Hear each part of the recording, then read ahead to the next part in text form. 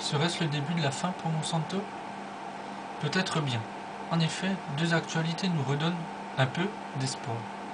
En premier lieu, le tribunal a condamné en première instance Monsanto à entièrement indemniser Paul François de l'intoxication qu'il a subie suite à l'utilisation de l'herbicide Lasso. C'est une première en France.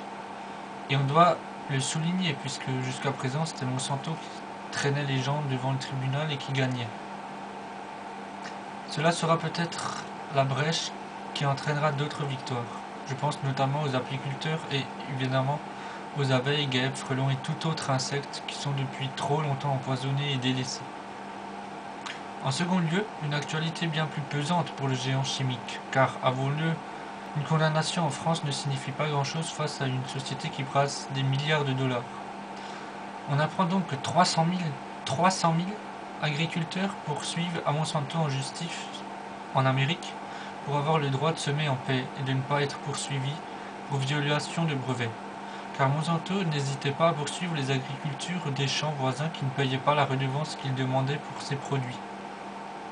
Un comble, puisque bien que ce soit les agriculteurs, souvent bio, qui en pâtissaient, ils devaient en plus justifier leur non-volonté de semer ces graines modifiées. Alors, rien n'est joué. Porter plainte ne veut absolument pas dire gagner. Et ce qui m'attriste un peu est de savoir que ces agriculteurs n'ont même pas demandé d'indemnisation s'ils gagnaient. Jusqu'à engendrer Monsanto avec ses combines et ses poisons, j'estime que ce serait la moindre des choses. Ceci dit, ça reste compréhensible puisque leur volonté est, selon leur avocat, Dan Ravicher, de démontrer que les brevets déposés ne sont pas valables. Il a dit: la loi exige qu'une technologie ait une utilité sociale pour pouvoir être brevetée.